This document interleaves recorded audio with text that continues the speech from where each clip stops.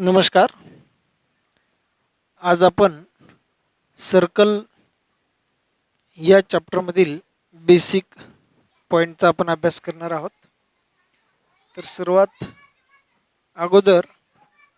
सर्वात महत्त्वाचा पॉईंट जो आहे सर्कलमधील तो आहे definition of circle. Definition of circle, सर्कलची डेफिनेशन. आता सर्कलची डेफिनेशन काय बघा की circle is a set of points. Circle हा एक पॉईंटचा सेट आहे, संच आहे, समूह आहे. की समजा आपण हा एक समूह आपण काढला पॉईंटचा, तर हा समूह एका फिक्स्ड पॉईंटपासून तो समान अंतरावरती असतो. म्हणजे या ठिकाणी डेफिनेशन अशी लिहिता येईल की set of points equidistant from a fixed point is called circle. एका फिक्स्ड पॉईंटपासून समान अंतरावरती असलेल्या पॉईंटचा सेट. मग हा जो फिक्स्ड पॉईंट आहे, त्या फिक्स्ड पॉईंटला म्हटलं जातं सेंटर ऑफ द सर्कल. आणि हे जे इक्वल डिस्टन्स आहे, आता बघा या पॉईंट्सवरती किंवा या सर्कलवरती कुठलाही एक जर पॉईंट घेतला आपण, तर त्या पॉईंटचा आणि सेंटरपासूनचा असलेलं डिस्टन्स प्रत्येक ठिकाणी सेम असणार. मग ह्या ठिकाणी असलेला पॉईंट घेतला तर हे डिस्टन्स आणि हे जे डिस्टन्स आहे त्या डिस्टन्सला म्हटलं जातं radius. Radius of the circle, RADIUS, radius of the circle. मग ही जी रेडियस असते त्याची लेंथ प्रत्येक ठिकाणी सेम असणार आहे. आता ह्या ठिकाणी बघा सेट ऑफ पॉईंट्स म्हणजे काय, इथे एक पॉईंट आहे, इथे एक पॉईंट आहे, असे अनेक इनफायनाईट नंबर ऑफ पॉईंट्स ह्या ठिकाणी ऑन द सर्कल असतात. आणि या सर्कलमुळे एखाद्या प्लेनचे 3 पार्ट पडतात. कोणते कोणते बघा. हा जर आपण सर्कल ड्रॉ केला तर सर्कल ही जी डायग्राम आहे ती प्लेनर डायग्राम आहे. म्हणजे हा जो प्लेन सरफेसचा पेपर आहे, या पेपरवरती आपण डायग्राम ड्रॉ करू शकतो. म्हणजे प्लेन सरफेसवरती आपण ही डायग्राम ड्रॉ करू शकतो. मग या प्लेनर सरफेसचे या ठिकाणी 3 पार्ट या सर्कलमुळे मिळणार आहेत. एक पार्ट आहे interior part of the circle, या सर्कलच्या मधला पार्ट. एक भाग आहे आउटसाइड म्हणजे exterior part of the circle, exterior part of the circle. आणि तिसरा जो पार्ट आहे तो आहे ऑन द सर्कल. म्हणजे हा जो राऊंड आहे, या राऊंडवरती असलेले प्रत्येक पॉईंट जे आहेत ते सर्व पॉईंट्स हे ऑन द सर्कल असणार आहेत. मग जे पॉईंट्स ह्या सर्कलच्या मध्ये आहेत ते इंटेरियर पार्टमध्ये आहेत. आणि ही जी बाउंड्री आहे त्या बाउंड्रीच्या बाहेर असलेले सर्व पॉईंट्स हे एक्सटेरियर पार्टमध्ये असणारे पॉईंट्स आहेत. आत्ता आपण पाहिलं की जी रेडियस असते ती रेडियस म्हणजे सेंटर आणि ऑन द सर्कल, सर्कलवरती असलेला कुठलाही एक पॉईंट, या दोघांना जोडणाऱ्या लाईन सेगमेंटची लेंथ. मग जर समजा आपण हा सर्कल ड्रॉ केला तर या ऑन द सर्कलवरती कुठलाही एक पॉईंट आपण घेतला आणि सेंटर घेतला, तर सेंटर आणि ऑन द सर्कल असलेला पॉईंट या दोघांना जोडणारी लाईन सेगमेंट म्हणजेच रेडियस असणार. रेडियससाठी सिम्बॉल असतं स्मॉल r. मग ही रेडियस म्हणजेच लेंथ ऑफ OB. आता जर आपण स्ट्रेट लाईनमध्ये या ठिकाणी 2 रेडियाई घेतल्या तर या ठिकाणी डायमीटर फॉर्म होते. डायमीटर म्हणजे काय बघा, आपण ह्या ठिकाणी एक रेडियस ड्रॉ केली आणि परत याच रेडियसला पुढे एक्सटेंड केलं, तर ही जी डायग्राम फॉर्म झाली इथून इथंपर्यंत लेंथ, ती असतं डायमीटर. डायमीटरला सिम्बॉल असतं D. रेडियस जेवढी असेल त्याच्या डबल म्हणजे 2r is equal to diameter असते. पुढचा एक पॉईंट जो आहे तो आहे कॉर्ड. कॉर्ड म्हणजे काय असतं की सर्कलवरती असलेल्या कुठल्याही 2 पॉईंटला जोडणारी लाईन सेगमेंट म्हणजे ती असते कॉर्ड. समजा हा सर्कल आहे, तर सर्कलवरती असलेले कुठलेही 2 पॉईंट, समजा हा पॉईंट A आहे, हा पॉईंट B आहे, तर ह्या जोडणाऱ्या लाईन सिगमेंटची लेंथ ए बी ही असणार आहे कॉर्ड. मग सर्कलमध्ये इन्फायनाईट नंबर ऑफ रेडियस आपण काढू शकतो, infinite number of chords draw करू शकतो. आणि अशीच कॉर्ड, जी कॉर्ड सेंटरमधून पास होते, त्या कॉर्डला सुद्धा डायमीटर म्हटलं जातं. त्याचं सिम्बॉल डी आहे, DIAMETER, डायमीटर ही असणार आहे. Diameter is double of radius, 2 times of radius, 2 into r. मग infinite number of chords, infinite number of radius आणि इन्फायनाईट नंबर ऑफ डायमीटर्स आपण एखाद्या सर्कलमध्ये ड्रॉ करू शकतो. त्यानंतर सर्कलमधील पुढचा जो नेक्स्ट पॉइंट आहे तो आहे सर्कम्फरन्स. आता सर्कम्फरन्स म्हणजे काय बघा, की सर्कलची जी पेरिमीटर असते त्याला म्हटलं जातं सर्कम्फरन्स. पेरिमीटर म्हणजे काय, की हे जी सर्क्युलर आर्क आहे, हे जे सर्व सर्कलच्या डायरेक्शनमध्ये हे पॉईंट्स आहेत, ते पॉईंट जोडल्यानंतर समजा एखाद्या व्यक्ती इथं थांबला आणि तो चालत चालत चालत या पूर्ण सर्कलवरती एक राऊंड कंप्लीट केला, तर त्याने चाललेलं जे अंतर आहे म्हणजे ती या डायग्रामची पेरिमीटर, म्हणजे सर्कलसाठी तो असतो सर्कम्फरन्स. सर्कम्फरन्सचा एक फॉर्म्युला असतो 2πr. पाय म्हणजे 22/7 आणि 2πr circumference of the circle. तर सर्कम्फरन्स ही बाउंड्री असणार आहे. मग जो सर्कम्फरन्सचा भाग असतो, सर्कम्फरन्सचा जो पार्ट असतो, पार्ट ऑफ द सर्कम्फरन्स, त्याला म्हटलं जातं आर्क ऑफ द सर्कल. किंवा सर्कलवरती असलेल्या कुठल्याही दोन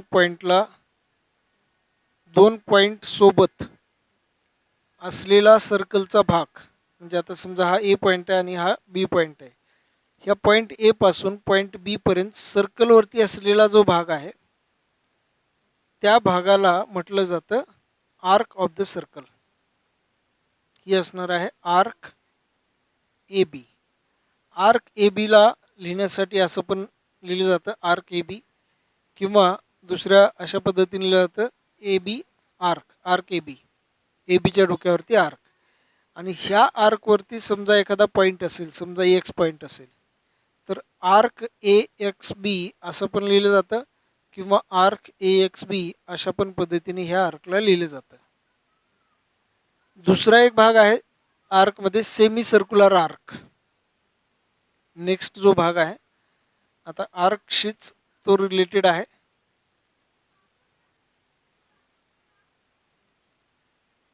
सेमी सर्क्युलर आर्क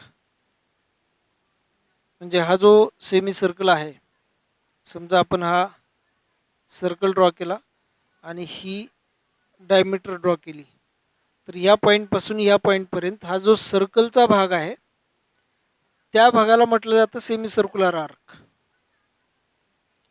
आणि सेमी सर्कल जर म्हटला तर तो सेमी सर्कल हा डायमीटर सहित असतो. मग सेमी सर्क्युलर आर्क ही अशा पद्धतीने असेल, या ठिकाणी ही रेडियस असणार आणि परत हा ह्या साईडला एक सेमी सर्क्युलर आर्क असेल. आणि जर आपण सेमी सर्कल म्हटलं, सेमी सर्कल, तर तो डायमीटर सहित असणार आहे अशा पद्धतीने. मग आता काय होतं, आर्क सेमी सर्क्युलर आर्क जर म्हटलं तर इथून इथंपर्यंतच आहे डिस्टन्स, आणि सेमी सर्कल म्हटल्यानंतर हे तर आहेच आहे सेमी सर्क्युलर आर्क, पण त्याच्यासोबत ही डायमीटर सुद्धा आहे.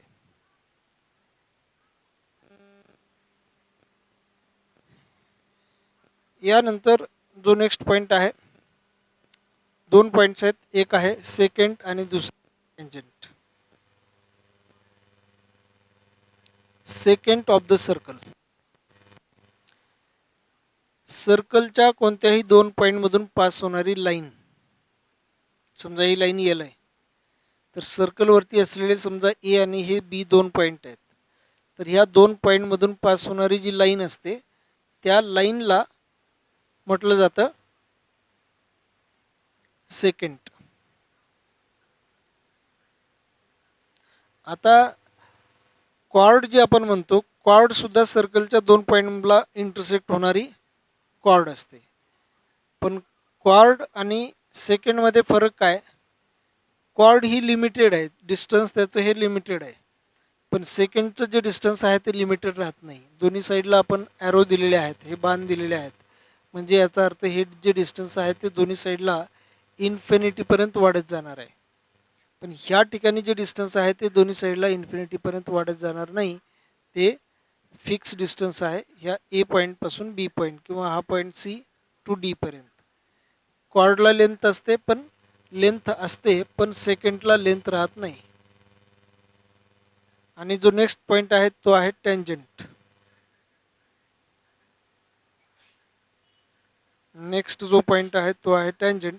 आता टँजंट म्हणजे काय बघा, की सर्कलवरती असलेल्या कुठल्याही एका पॉईंटमधून पास होणारी लाईन. समजा आपण हा सर्कल ड्रॉ केलेला आहे, तर या सर्कलवरती असलेला कुठलाही एकच पॉईंट, या एकाच पॉईंटमधून पास होणारी लाईन फिक्स एका पॉईंटवरती. आता आपल्याला बघितल्यानंतर दिसतं की हे बरेचसे पॉईंट्स आहेत, पण एक्झॅक्ट या लाईनची जेवढी जाडी आहे, ब्रेड्थ जेवढी आहे, तेवढीच ह्या सर्कलवरती असलेल्या एका पॉईंटची ब्रेड्थ. हे दोन एक्झॅक्टली एका ठिकाणी मॅच होतात. त्यावेळेस या लाईनला टँजंट ऑफ द सर्कल असं म्हटलं जातं असणार. आणि हा जो पॉईंट असतो त्याला म्हटलं जातं point of contact. Point of contact of the circle and tangent. Circle आणि टँजंट या दोघांचा पॉईंट ऑफ कॉन्टॅक्ट. यानंतर जो नेक्स्ट पॉईंट आहे तो आहे segment of a circle. Segment of a circle हे बेसिक पॉईंट्स आहेत. सर्कल या चॅप्टरवर आधारित असलेले क्वेश्चन सॉल्व करण्या अगोदर हे सर्व बेसिक पॉईंट्स आपल्याला माहिती असणं आवश्यक आहे. सिगमेंट ऑफ अ सर्कल म्हणजे काय बघा, सिगमेंट याचा अर्थ असतो पार्ट, एखाद्याचा छोटासा भाग, त्याचा कट केलेला भाग म्हणजे सिगमेंट. मग सिगमेंट ऑफ द सर्कल म्हणजे सर्कलचा कट केलेला भाग असणार. म्हणजे जर समजा आपण सर्कल ड्रॉ केला, तर या सर्कलचे कॉर्डमुळे जे दोन भाग तयार होतात, समजा ही ए बी कॉर्ड आहे, तर ह्या ए बी कॉर्डमुळे ह्या सर्कलचे दोन पार्ट फॉर्म झालेले आहेत. हा एक पार्ट आहे आणि हा एक पार्ट आहे. तर हा जो भाग आहे म्हणजे असा, त्याला म्हटलं जातं सिगमेंट ऑफ द सर्कल. आता ह्या ठिकाणी हा जो सेगमेंट आहे तो सेमी सर्कलपेक्षा जर लहान असेल, आता ह्या ठिकाणी सेंटर असेल समजा, तर ह्या ठिकाणी डायमीटर ड्रॉ केली तर हा भाग जो आहे तो सेमी सर्कलपेक्षा लहान आहे. जर तो सेमी सर्कलपेक्षा लहान असेल तर त्या सिगमेंटला म्हटलं जातं मायनर सिगमेंट. आणि हा जो भाग आहे सेमी सर्कलपेक्षा ग्रेटर असेल, मोठा असेल, तर त्याला म्हटलं जातं मेजर सिगमेंट. दुसरी डेफिनेशन अशी करता येते की ज्या सिगमेंटमध्ये सेंटर असतो, या सिगमेंटमध्ये सेंटर आहे, तर तो सिगमेंट म्हणजे मेजर सिगमेंट. आणि ज्या सिगमेंटमध्ये सर्कल नाही, सेंटर इन्क्लूड नाही, तो असणार मायनर सिगमेंट. आणि जिथं बघा हा सेंटर या कॉर्डवरती असेल तर तो सेमी सर्क्युलर आर्क असणार आहे किंवा सेमी सर्कल असणार आहे. आता सर्कलचे या कॉर्डमुळे तीन वेगवेगळे प्रकार पडले. एक सेमी सर्कल, दुसरा मायनर सिगमेंट आणि तिसरा मेजर सेगमेंट. हे दिसायला तिन्ही सारखेच असणार, पण त्यांची साईज वेगळी असणार. एकाच सर्कलचे वेगवेगळे भाग असणार. मायनर सेगमेंट लहान असणार, त्याच्यापेक्षा थोडासा मोठा सेमी सर्कल, आणि त्याच्यापेक्षा मोठा मेजर सेगमेंट असणार आहे. मोठा म्हणजे या सेगमेंटचा एरिया जास्त असणार आहे. आर्क ऑफ द सर्कलचा आपण एक पॉईंट घेतलेला होता. त्या ठिकाणी पण मेजर आर्क आणि मायनर आर्क हे दोन भाग असतात. तो आपण पार्ट ह्या ठिकाणी घेतला नव्हता, कारण हे दोन्ही एकदाच जर आपण पार्ट घेतले मेजर आणि मायनर तर ते व्यवस्थित समजू शकतात. म्हणून हे दोन्ही पॉईंट आपल्याला एकत्र घ्यायचे आहेत. की समजा आता या ठिकाणी सेंटर आहे, डायमीटर आपण ड्रॉ केली तर ही सेमी सर्क्युलर आर्क अशा पद्धतीने येणार. मग सेमी सर्क्युलर आर्कपेक्षा लहान आर्क असेल तर त्या आर्कला म्हटलं जातं मायनर आर्क, आणि सेमी सर्क्युलर आर्कपेक्षा मोठी आर्क ती असते मेजर आर्क, MAJOR. एक मेजर आर्क, दुसरी आहे मायनर आर्क. आता समजा या ठिकाणी वाय पॉईंट असेल तर ही जी मेजर आर्क आहे AYB, ए पॉईंटपासून सुरू होणार, वाय पॉईंटपर्यंत येणार, परत पुढं वाढत वाढत बी पॉईंटपर्यंत येणार. म्हणजे ही आर्क AYB अशी आर्क असणार आहे. तर ही आर्क AYB मेजर आर्क असणार आहे, आणि आर्क AB किंवा AXB ही असणार आहे मायनर आर्क. आता हा पॉईंट लिहिणं महत्त्वाचं का आहे, कारण AB जे आहे बघा, AB फक्त म्हटलं असं आपण सर्कल ड्रॉ केला आणि AB म्हटलं, आर्क AB म्हटलं तर ही पण आर्क AB असणार आहे आणि ही पण आर्क ABच असणार आहे. मग मेजर कोणती आणि मायनर कोणती हे समजण्यासाठी एखादा पॉईंट आर्कवरती असलेला तो पण घ्यायचा. मिनिमम 3 पॉईंट घेऊन जर आपण आर्क म्हटली तर ती आर्क जी आहे ती एक्झॅक्टली करेक्ट आर्क असणार आहे. आणि बऱ्याच वेळेस फक्त आर्क आणि नाव दिलं जातं दोनच पॉईंटने, त्यावेळेस आपल्याला मायनर आर्क घ्यावी लागते, मेजर नाही. जोपर्यंत मेजर सांगितलं जात नाही तोपर्यंत मेजर आर्क घ्यायचे नाही. तर अशा पद्धतीने हे काही बेसिक पॉईंट्स आहेत. आता पुढं आपल्याला सर्कलच्या काही प्रॉपर्टीज घ्यायच्या आहेत, त्या आपण नेक्स्ट पार्टमध्ये घेणार आहोत.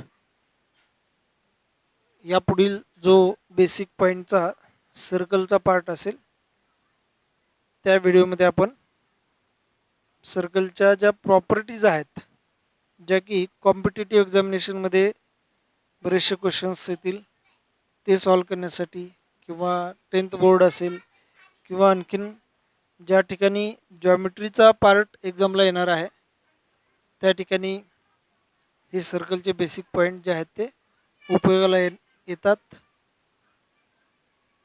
तर भेटूया आपण नेक्स्ट पार्टमध्ये. थँक्यू.